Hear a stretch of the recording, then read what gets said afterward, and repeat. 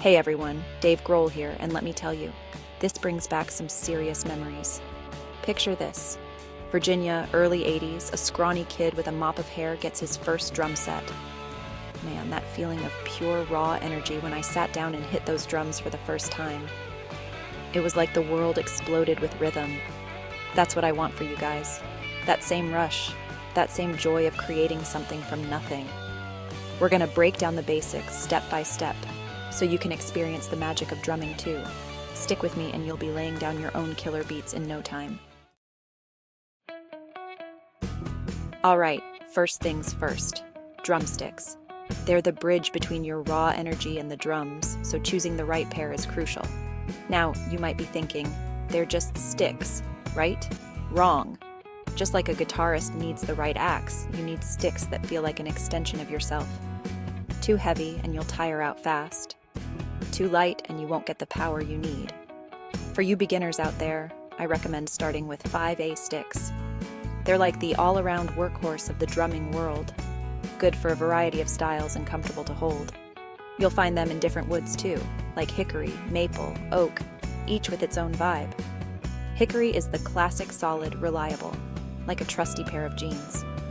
Maple is a bit lighter, gives you more speed, kinda like those sneakers you can run forever in.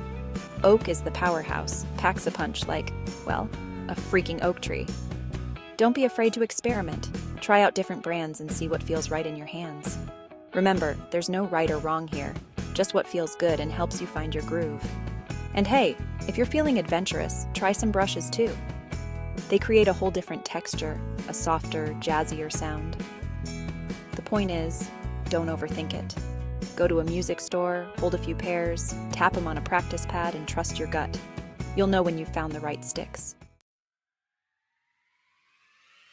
So, you've got your sticks, you're itching to lay down some beats, but hold on a sec. Let's get acquainted with the heart of the operation, the drum set.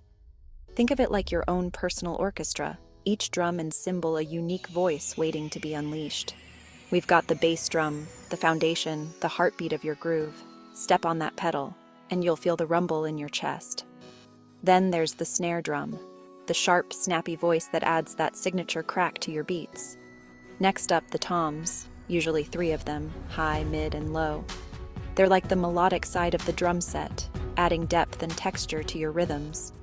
And of course, no drum set is complete without cymbals. The hi-hats, those 2 cymbals that go chick when you hit them together, are your rhythmic foundation, keeping the beat steady. Then you've got the crash cymbal, the big one you hit for emphasis, for that explosive K-boom. And let's not forget the ride cymbal, used for more subtle, sustained sounds, like a shimmering wave of rhythm. Now this is just the basic setup. As you progress, you can customize your kit, add more drums, more cymbals, create your own sonic landscape. But for now, just get familiar with these core components. Learn their names, their sounds, their personalities. Because once you understand each piece of the puzzle, you can start putting them together to create your own rhythmic masterpieces. All right, drummers, let's talk posture. Now, before you roll your eyes and think this is just some boring technical stuff, listen up. Proper posture is crucial, not just for preventing injuries, but for maximizing your playing potential. Think of it like this. You wouldn't try to run a marathon in flip-flops, right? Same goes for drumming. You need a solid foundation to unleash your rhythmic beast. First, adjust your throne. That's the drummer's fancy word for a stool. You want to be sitting at a height where your thighs are slightly angled downwards and your feet can comfortably reach the pedals. Keep your back straight but not stiff. Imagine a string pulling you up from the top of your head. This helps you maintain balance and control, which is key when you're flying around the kit. Now, let's talk about your arms. You want your elbows to be slightly away from your body, forming a comfortable angle. This allows for a more natural range of motion and prevents strain on your wrists. And speaking of wrists, keep them relaxed. Think of your sticks as extensions of your hands, flowing with the music, not fighting against it. Remember, drumming is all about finding that sweet spot between power and finesse. So, sit up straight, relax those shoulders, and let's get those rhythms flowing. All right, let's get our hands dirty, or should I say sticky. It's time to learn some basic drum strokes and grips. These are the building blocks of all drumming, so pay close attention. First up, the grip. There are two main types, matched grip and traditional grip. Matched grip is like holding a pair of hammers, palms facing each other. It's the most common grip and offers great versatility. Traditional grip, on the other hand, is a bit more, well, traditional. Your left hand stays in that matched grip, but your right hand does a little twist, with your thumb resting on the side of the stick. It's how drummers used to play back in the day, and it's still used in jazz and orchestral drumming. For now, I recommend starting with the matched grip. It's more intuitive and easier to learn. Now, for the strokes. The most basic stroke is the downstroke, which, surprise, surprise, is hitting the drum downwards. You want to use a combination of wrist and finger motion, letting the stick rebound naturally. Think of it like bouncing a basketball.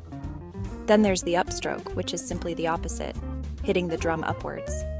This one takes a bit more practice, but it's essential for developing speed and control. Master these two basic strokes, and you'll be well on your way to drumming greatness. All right, drummers, it's showtime. We've covered a lot of ground, from choosing sticks to mastering basic strokes.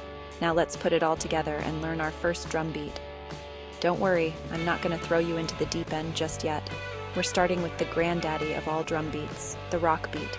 It's the backbone of countless songs, and it's surprisingly easy to learn. First, set your metronome to a comfortable tempo. The metronome is your new best friend, keeping you honest and helping you develop rock-solid timing. Now count along with me. 1, 2, 3, 4. On beats 1 and 3, hit the bass drum with your right foot. On beats 2 and 4, hit the snare drum with your right hand. Easy, right? Now here's the fun part. While you're doing that, keep a steady beat on the hi-hats with your left hand, hitting them on every beat. 1, 2, 3, 4. There you have it, the basic rock beat. Practice this until you can play it in your sleep. Once you've got it down, experiment with different dynamics, speeds, and fills. A fill is a short burst of drumming that adds a little spice to the beat. Don't be afraid to get creative and make it your own. Remember, drumming is all about feeling the groove and letting loose. So, crank up the volume, grab your sticks, and let's rock. So there you have it, folks. The basics of drumming broken down and ready for you to conquer. Remember that feeling I talked about? That rush of pure joy when I first sat down at the drums? That's waiting for you too. Don't get discouraged if it feels awkward at first, or if you don't sound like a pro right away. Keep practicing, keep experimenting, and most importantly, keep having fun. Remember, music is a gift, and it should be shared with everyone. So go out there, make some noise, and let the rhythm move you.